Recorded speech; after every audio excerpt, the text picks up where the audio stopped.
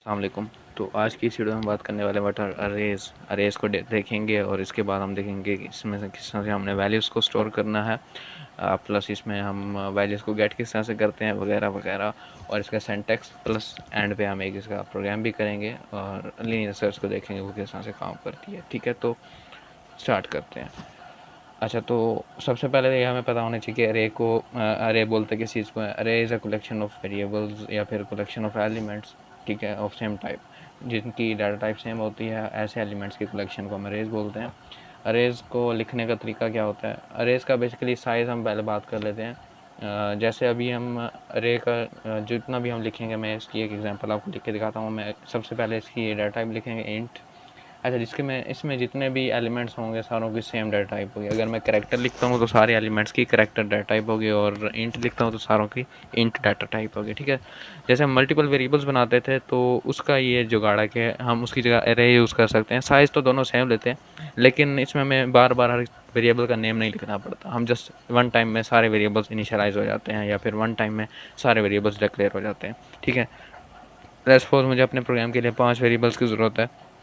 ठीक है, तो मैं नॉर्मल में क्या करता था, int a b c d e और एफ। ठीक है, ये मैंने एक तरीका मतलब जो हम यूज़ करते रहे अब तक, हम 5 वेरिएबल्स इस तरह से यूज़ करते थे। लेकिन जब हम अरेज में आएंगे तो सेम इसी तरह से 5 वेरिएबल्स को डिक्लेयर करूँगा, लेकिन उसमें क्या होगा, हमें वो नहीं करना पड़ेगा, मतलब ये सारों के नाम अलग अलग नहीं करने पड़ेंगे। उसके लिए हमें क्या करना पड़ता है, इंट, अब यहाँ पर उसका कोई भी एक नाम लिख देते हैं। अब यहाँ पर हम जो नाम लिखेंगे वो ऐसा समझ लें कलेक्शन का नेम होगा। ठीक है, तो जिसमें एक ऐसा ग्रुप नेम समझ लें उसका। ठीक है, तो मैं यहाँ पर ARR लिख देता हूँ। अरे को डिफाइन कर रहा हूँ तो मैं ARR लिखूँगा। अब लाजमी नहीं तो ARR लिखना आई, वैसे मैंने एग्जांपल के तौर पे लिखा है। मैं यहाँ पर वेरिएबल्स लिख देता हूँ, ठीक है, ताकि हमें पता चल जाए। और इसके सामने ये 2 ब्रैकेट्स आ जाएंगी बड़ी। ठीक है, जो भी मतलब अरेज होती हैं उनके सामने बड़ी ब्रैकेट्स होती है। ठीक है, और इसके अंदर हमने मेंशन करना होता है कि हमने कितने वेरिएबल्स लेने हैं, ठीक है, या फिर कितने एलिमेंट्स होने चाहिए।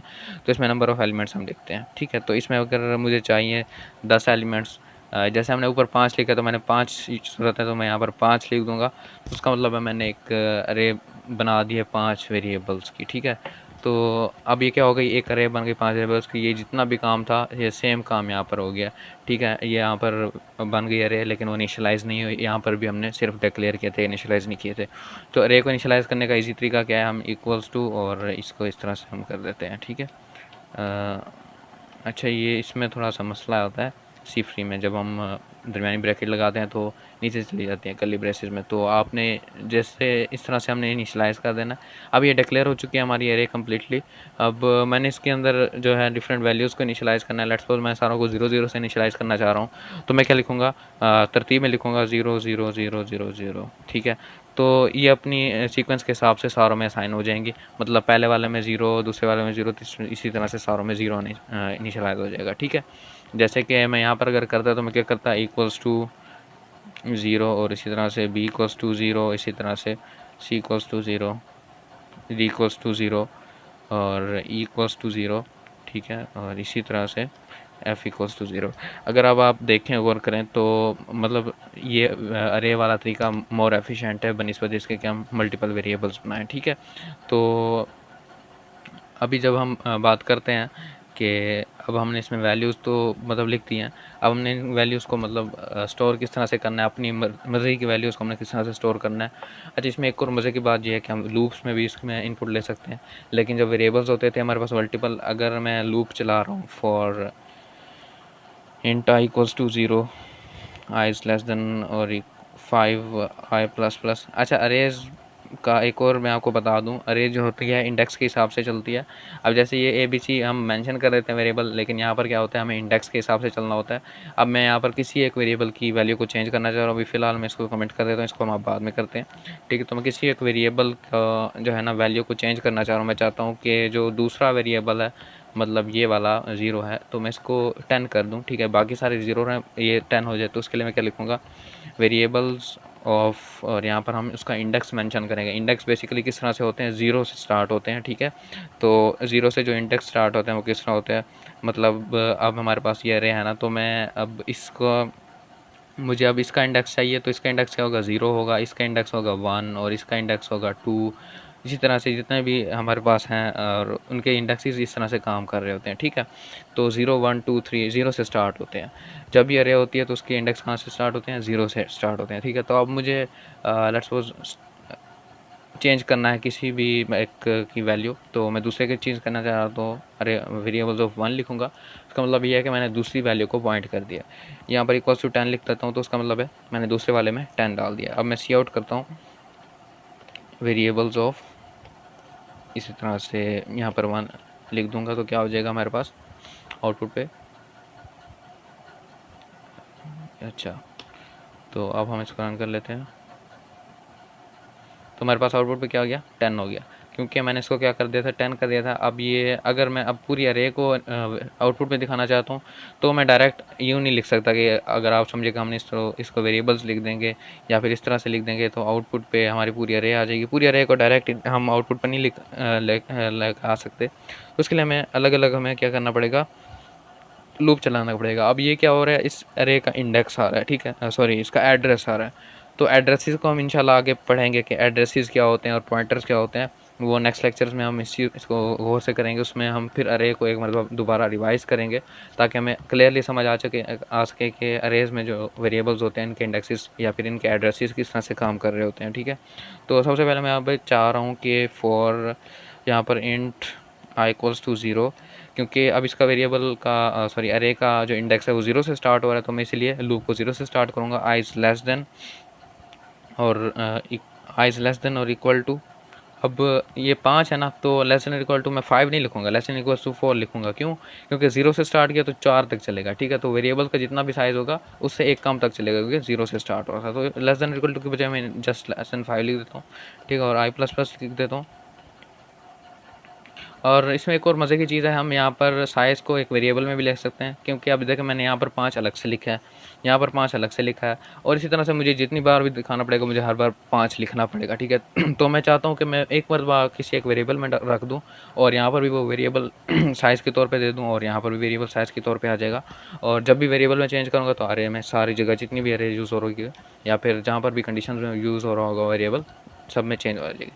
तो उसके लिए क्या करूँ मैं, और उसके लिए मैं यूज़ करूँगा एक कांस्टेंट वेरिएबल, क्योंकि अरेज के लिए एक वेरिएबल का कांस्टेंट होना ज़रूरी होता है, ठीक है। कांस्टेंट क्या होता है, जो वन टाइम डिफाइन किया जाता है, आगे जाके वो वेरिएबल चेंजेबल नहीं होता। ऐसे वेरिएबल्स को क्या बोलते हैं, कांस्टेंट। तो यहाँ पर कॉन्स्ट का कीवर्ड लिखेंगे और इसके आगे मैं इंट, क्योंकि साइज़ है, साइज़ को हमने इंटीजर में लिखना है, तो इसका नाम भी मैं साइज़ ही रख देता हूँ, इसको मैं इक्वल्स टू 5 कर देता हूँ, और वेरिएबल्स की जो अरे थी इसमें मैं साइज़ लिख देता हूँ, ठीक है।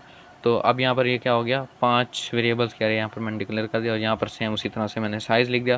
तो मुझे हर दफ़ा 5 अलग से लिखने की ज़रूरत नहीं पड़ेगी, ठीक है। मुझे ये साइज़ वाला लिख दूंगा। अब इसका फ़ायदा ये है कि जब मैंने 5 को 10 करूँगा तो मुझे सिर्फ एक मरतबा यहाँ पर चेंज करना पड़ेगा, ठीक है, मुझे हर दफ़ा अलग अलग से चेंज नहीं करना पड़ेगा, ठीक है।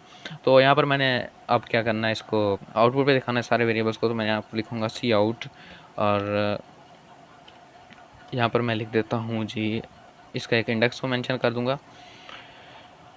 अच्छा, अभी फ़िलहाल सारे वेरिएबल्स को दिखा देते हैं, मतलब इसकी वैल्यूज़ को। तो यहाँ पर मैं लिखूँगा वेरिएबल्स ऑफ, और यहाँ पर अब मुझे सारे वेरिएबल्स दिखाना, तो यहाँ पर मैं जब आई लिखूँगा उसका मतलब ये है कि जब ये लूप 0 पे होगा तो उसका मतलब है कि इसका 0 इंडेक्स वाला वेरिएबल आउटपुट पे आ जाएगा। जब इसमें इस आई में 1 आएगा तो इसमें क्या आ जाएगा, 1 आ जाएगा। इसी आई में जब 2 होगा इस तरह से इसका 2 वाला इंडेक्स आ जाएगा आउटपुट पे। इस तरह से जितने भी वैल्यू होगी आई में उसी का इंडेक्स वहाँ पर आउटपुट पे आता रहेगा, ठीक है। तो यहाँ पर मैं इसके आगे एक एंडल लगा देता हूँ, और जब हम इसको रन करेंगे तो देखते हैं क्या होता है हमारे पास। तो अच्छा, एक मिनट, ये वाली लाइन मैंने लिखी हुई थी, इसको मैं हटा देता हूँ।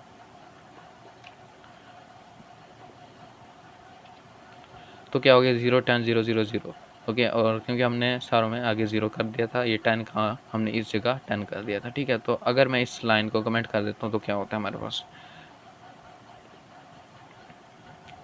ठीक है। तो अरे इतना कोई मुश्किल टॉपिक नहीं है, ये जस्ट आपको क्या करना पड़ेगा, एक मरतबा अपने माइंड में एक चीज़ को सेटअप करना पड़ेगा कि अरे को किस तरह से हमने काम में लाना है, और इस चीज़ को आपके फिर क्लियर हो जाएगा कि अरे किस तरह से काम कर रही है। ठीक है, तो ज़्यादा ये मुश्किल टॉपिक नहीं है। तो इसका एक रिलेटेड एक वो होता है, थ्योरम होता है जिसको हम या एल्गोरिदम होता है जिसको हम बोलते हैं linear search algorithm. Linear search क्या होता है, हमने सिंपली एक वैल्यू को सर्च करना होता है एक अरे में से। ठीक है, तो अरे में से किसी भी वैल्यू को सर्च करने के लिए हमें क्या करना पड़ेगा, और क्योंकि अब मैं अरे में वैल्यूज़ लेट्स सपोज डाल देता हूँ 1 2 3 और यहाँ पर 4 और 5। तो मैंने ये क्या कर दिया, कुछ 5 वैल्यूज़ इसमें मैंने डाल दी हैं। ठीक है, उसका ऊपर मैंने साइज़ 5 दिया हुआ था, तो नीचे मैंने 5 वैल्यूज़ इसमें डाल दी हैं। तो अब क्या होगा कि मैंने इसको फाइंड करना है किसी एक वैल्यू के इंडेक्स को। अब मैं चाहता हूँ कि इसके अंदर जहाँ पर भी 3 पड़ा है मुझे उसका इंडेक्स मिल जाए। ठीक है, तो अभी तो मैंने सारी सीक्वेंस में डाली हुई है। मैं यहाँ पर 1 0 कर देता हूँ, और यहाँ पर 14 कर देता हूँ, और मैं यहाँ पर जी 10 कर देता हूँ। अब मैं चाहता हूँ कि जहाँ पर 14 पड़ा है तो मुझे 14 का इंडेक्स मिल जाए। ठीक है तो इंडेक्स को मैं किस तरह से फाइंड करूँगा, तो उसको भी मैं इसी तरह से लूप में ही फाइंड करूँगा। ठीक है, अब हमें ये तो पता चल गया कि हमने एक ख़ास वेरिएबल को किस तरह से आउटपुट पे दिखाना है। वो क्या करते हैं, हम क्या करते थे। अब मैं इसको एक मिनट हटा लेता हूँ, और मैंने जब एक वेरिएबल को आउटपुट पे दिखाना हो तो मैं यहाँ पर सी आउट करूँगा, और यहाँ पर वेरिएबल्स ऑफ, जब भी मैंने किसी ख़ास वैल्यू को आउटपुट पे दिखाना तो मुझे इंडेक्स देना पड़ेगा 0 1 2 3 और 4।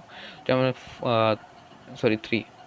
3 लिखूँगा तो आउटपुट पे क्या आ जाएगा, 14 आ जाएगा। ठीक है, तो चेक कर लेते हैं हम, हमारे पास क्या आ गया, 14 आ गया।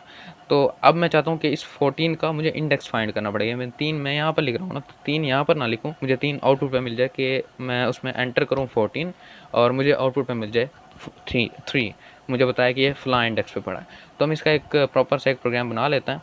तो यहाँ पर लिखूँगा cout enter a value to find. Okay, तो यहाँ पर मैं इसके बाद क्या कर दूँगा, सीन एक इसके ऊपर इंट वैल्यू का मैं बना लेता हूँ वेरिएबल सीन वैल्यू। ठीक है, और यहाँ पर मैं वैल्यू मैंने इनपुट ले ली। अब मैं इसको सर्च करूँगा फॉर लूप में कि फॉर, मैं ऊपर लिखा हुआ था इसी को पेस्ट कर देते हैं हम। ठीक है, इसको मैं हटा देता हूँ यहाँ से। अब आपने इस चीज़ पे गौर करना है कि अब मैं क्या कर रहा हूँ, इस चीज़ को मैं हटा देता हूँ, ये जो समझाने के लिए था, और ये भी हटा देते हैं। ठीक है, तो ये क्या हो गया, हमारे पास एक वेरिएबल्स की अरे है जिसमें कुछ वैल्यूज़ हैं, और मैंने इस वैल्यू को मैच करना है कि ये कहाँ पर मैच हो रही है। तो यहाँ पर इसकी बजाय मैं क्या करूँगा, इफ़ एल्स लगा दूँगा। इफ़, अब यहाँ पर मैं मैच करूँगा किसको, इस वेरिएबल के अंदर जो भी हमारे पास वैल्यू होगी हर बार आई की आइट्रेशन पे, हर बार आई की आइट्रेशन पे जो भी वैल्यू आती रहेगी वो सारी हमने मैच करनी होगी किसके साथ, इस वैल्यू के साथ, कि आया वो इक्वल है या नहीं है। ठीक है, तो यहाँ पे मैं लिखूँगा इफ़ वेरिएबल्स ऑफ आई, मतलब आई के इंडेक्स पे जो भी वेरिएबल आ रहा है। ठीक है, क्योंकि लूप पहली दफ़ा 0 पे चलेगा, 0 पे क्या होगा, इसमें 1 होगा। ठीक है, मैं इसको एक मतलब आपको बना के दिखा देता हूँ। 0 पे क्या होगा, 1 होगा, और 1 पे क्या होगा, 2 होगा, 10 होगा, 2 पे क्या होगा, 3 होगा, और 3 पे क्या होगा, 14 होगा, और 4 पे 5 होगा। ठीक है, इसी तरह से मैं चाहता हूँ कि जिस पे भी मुझे ये मैच हो रहा हो उसका मैं इंडेक्स फाइंड कर लूँ। ठीक है, तो जस्ट हमने क्या करना है कि array of i equals to value, जहाँ पर भी वो मैच हो रहा है हमने उसका जस्ट इंडेक्स फाइंड कर लेना है। ठीक है, तो उसके हम किस तरह से करेंगे, if variables of i equals to, और यहाँ पर हम क्या करेंगे, वैल्यू रख देंगे कि जहाँ पर भी उसका वेरिएबल वो उसकी वैल्यू के साथ मैच हो रहा है, इनपुट वैल्यू के साथ मैच हो रहा है, तो हमने उधर ही उसका इंडेक्स दिखा देना। ठीक है, तो यहाँ पर मैं लिखूँगा cout value is at index, और यहाँ पर स्पेस दे के, और इसके आगे मैं लिखूँगा वो इंडेक्स हर बार किस में आ रहा है, इस आई की आइट्रेशन में, आइट्रेटिव वेरिएबल है, तो जब भी एक साइकिल चलता है तो इसमें इंडेक्स अपडेट हो रहा है। तो यहाँ पर मैं वही इंडेक्स लिख देता हूँ, आई लिख दूँगा। ठीक है, अगर ये मैच होता है तब ये जाके रन होगी, अगर ये मैच नहीं होता तो ये रन नहीं होगी। अब मैच किसको कर रहे हैं, उसकी वैल्यू को, ना कि उसके इंडेक्स को। ठीक है, उस वैल्यू को, हर इंडेक्स की वैल्यू को किस वैल्यू के साथ मैच कर रहे हैं जो हमने इनपुट लिया। ठीक है, और जहाँ पर भी वो जाके मैच हो रहे हैं वहाँ पर मैं ब्रेक भी लगा दूँगा। ठीक है, ताकि हमारा एक्स्ट्रा लूप ना चलता रहे। ठीक है, और ये जस्ट इतना ही करना था। अगर नहीं मिलता उसको, ठीक है, तो हमने तब आउटपुट क्या दिखाना है, सबसे पहले हम इसको चेक कर लेते हैं कि आया ये काम कर भी रहा है कि नहीं। तो अब मैं यहाँ पर 14 लिख के एंटर करूँगा तो ये क्या कहेगा, your value is at index 3। तो क्या हुआ, हमारा वैल्यू कहाँ है, 3 इंडेक्स पे है, ठीक है। इसी तरह से अगर मैं 2 लिखता हूँ, क्योंकि 2 वहाँ पर अवेलेबल नहीं है तो मेरे पास आउटपुट पे कुछ नहीं आया, ठीक है। तो मैं चाहता हूँ कि अगर वो चीज़ वहाँ पर अवेलेबल ना हो तो हमारे पास आउटपुट पे आ जाए your entered values not available at in this array, ठीक है। इस तरह से कुछ भी आ जाए हमारे पास आउटपुट पे, तो हम यहाँ एल्स नहीं लगाएंगे, ठीक है। यहाँ पर एल्स क्यों नहीं लगाएंगे, क्योंकि ये हर दफ़ा चल रहा है तो एल्स हर दफ़ा चलता रहेगा। लेट्स सपोज फर्स्ट टाइम 0 के लिए इफ़ चला तो 0 में तो 1 था, अगर मैंने आउटपुट उसमें वैल्यू में दिया हुआ है 10, ठीक है। तो 0 में 10 एल्स तो हर बार चल रहा है, तो 5 मरतबा लूप चल रहा है अगर लेट्स सपोज, तो एल्स 5 मरतबा चल रहा है। लेकिन मैं चाहता हूँ कि एल्स कब चले, जब ये लूप ख़त्म हो जाए, जब वो सर्च करके पता चल जाएगा कि इसमें मौजूद नहीं है वेरिएबल, तब हमने एल्स वाला कंडीशन चलानी है। हमने तक कब चलानी है, जब ये लूप एंड हो जाए। तो लूप के एंड होने के बाद अब इसके ऊपर मैं एक वेरिएबल बना लेता हूँ बूलियन का, जैसे हमने रिसेंटली प्राइम नंबर्स का किया था, तो सेम वही वाला लॉजिक समझ लें आप, ठीक है। तो मैं यहाँ पर बूलियन वेरिएबल लेता हूँ, मैं फाउंड का लिख देता हूँ, ठीक है। फाउंड इक्वल्स टू, सबसे पहले मैं क्या लिख दूँगा इसको, फॉल्स, ओके। तो फाउंड इक्वल्स टू, या फिर इसको ट्रू कर देते हैं हम,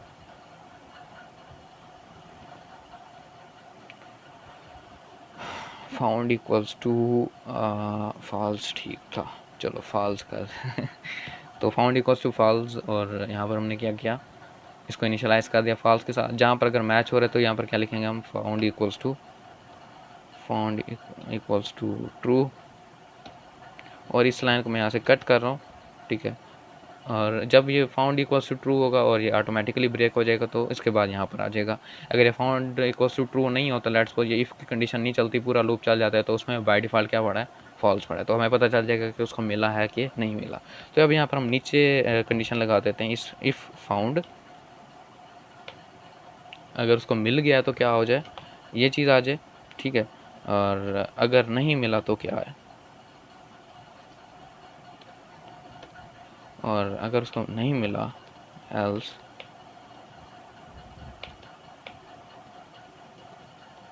अच्छा यहाँ पर अब आई काम नहीं करेगा, क्योंकि ये आई जो था कहाँ पर काम कर रहा था, इस लूप के अंदर काम कर रहा था। लेकिन जब हमने ये किया तो इसके अंदर अब काम नहीं करेगा। तो इसकी बजाय इफ़ एल्स हमने फाउंड पे लगाने की बजाय हम जस्ट इतना ही लिख देते हैं जैसे पहले था। तो मैं इसको अंदर ही रहने देता हूँ, इस लाइन को, ठीक है। इसको यहाँ पर ही रहने देते हैं, और यहाँ पर मैं जस्ट ये लिख दूँगा, इफ़ नॉट फाउंड, ठीक है, इफ़ नॉट फाउंड। तो यहाँ पर ये भी लिख सकते हैं, if found equals to false, और यहाँ पर जस्ट ये नॉट फाउंड भी लिख सकते हैं। खैर ये तो जावा में इस तरह से लिखते हैं हम। अब देखते हैं यहाँ पर ये काम करता है या नहीं करता। ये मेरा फर्स्ट ट्राई है, ठीक है। तो यहाँ पर मैं क्या करूँगा, cout your value is not available in collection, let's suppose मैंने ये लिख दिया, ठीक है। और जब यहाँ पर मैं इसको रन करूँगा तो देखते हैं क्या आता है। अच्छा, आउटपुट पे ही एरर आ रहा है, एक्सपेक्टेड बिफोर सी आउट। तो अच्छा यहाँ पर ये नहीं है, ठीक है। अब हम इसको रन करते हैं। अब सर तो हमारे पास प्रोग्राम चल चुका है। यहाँ पर मैं क्या फाइंड करना था, मेरे पास 14.5 है, तो यहाँ पर मैं 2 लिख देता हूँ वही। तो 2 पे your value is not available in collection, ठीक है। इस तरह से अगेन रन करता हूँ तो 14 एट इंडेक्स 3, ठीक है। इस तरह से अगेन रन करता हूँ तो यहाँ पर मैं 5 लिखता हूँ, 4, ओके। तो जहाँ तक ये बात आती है, तो अभी हमें यहाँ पर क्लियर हो चुका होगा कि लीनियर सर्च क्या होती है। लीनियर सर्च क्या होती है, basically simple straight forward searching होती है। तो इसमें क्या होता है कि कोई भी वेरिएबल या कोई भी वैल्यू हमने एक अरे में से फाइंड करनी होती है और उसका हमें इंडेक्स दिखाना होता है, जस्ट इतना ही होता है, ओके। तो उम्मीद है आपको ये क्लियर हो चुका होगा। अभी हम इसमें एक और चीज़ रह चुकी है, वो शायद मैं बताना भूल गया। वो ये था कि हमने किसी भी अरे का जो है साइज़ किस तरह से फाइंड करना होता है। तो इस सब को मैं फ़िलहाल नीचे से हटा देता हूँ, ठीक है। तो मैंने अब फाइंड करना है इस अरे का साइज़, मतलब इस वेरिएबल, इसके अंदर कितने वेरिएबल्स हैं, 5 हैं, ठीक है। 5 वैल्यूज़ हैं, तो इसका साइज़ क्या होगा, क्योंकि हर इंटीजर का क्या साइज़ होता है, 4 बाइट्स होता है। तो इसके अंदर 5 इंटीजर्स हैं, तो क्योंकि इसकी डाटा टाइप क्या है, इंटीजर है, तो ये सारे वैल्यूबल्स क्या होंगे, इंटीजर्स होंगे, ठीक है। तो इसका साइज़ क्या होगा, 5 इंटीजर्स के बराबर होगा, ठीक है। तो इसमें क्या हो जाएगा, इसका साइज़ हो जाएगा 20 बाइट्स। तो यहाँ पर हमने जब साइज़ दिखाना हो तो सी आउट में क्या लिखते हैं, साइज़ ऑफ, और इसके अंदर हम वेरिएबल्स लिख देंगे। जस्ट इतना हम लिखेंगे तो इसके बाहर हमारे पास आउटपुट पे इसका साइज़ आ जाएगा 20 बाइट्स। इसी तरह से कोई एक सिंगल वेरिएबल होता है तो उसका 4 आ जाएगा इस तरह से। अगर लेट्स सपोज ये इंटीजर की बजाय मैं यहाँ पर करैक्टर कर देता हूँ तो करैक्टर का साइज़ क्या होता है 1 बाइट होता है, तो इसका अब कितना होना चाहिए 5 बाइट्स होना चाहिए। तो अब हम इसको चेक कर लेते हैं, 5 हो रहा है, ठीक है। इसी तरह से जब मैं यहाँ पर डबल कर दूंगा तो डबल का साइज़ क्या होता है 8 बाइट्स होता है, 8 5 द 40। तो अब यहाँ पर हम चेक करते हैं तो 40 आ रहा है, ठीक है। तो इस तरह से इसमें हम साइज़ भी कैलकुलेट कर सकते हैं। मज़ीद इसकी हम एक्स्ट्रा एग्जांपल्स करेंगे इंशाल्लाह नेक्स्ट लेक्चर में। आज की इस वीडियो में जस्ट मैंने आपको ओवरव्यू देना था अरेज़ का और जस्ट आपको बताना था कि लीनियर सर्च किस तरह से काम करता है। नेक्स्ट वीडियो में इंशाल्लाह इसको कंप्लीट थॉरोली देखेंगे अरे की। मैं 3-4 एग्जांपल्स भी आपको करवाऊँगा, स्मार्ट छोटी-छोटी एग्जांपल्स हम करेंगे जिसमें आपको मज़ीद क्लियर हो जाएगा अरेज़ का, ठीक है। होप आज की वीडियो आपको पसंद आई होगी। अगर पसंद आई हो तो लाइक कर देना। ओके, अल्लाह हाफ़िज़।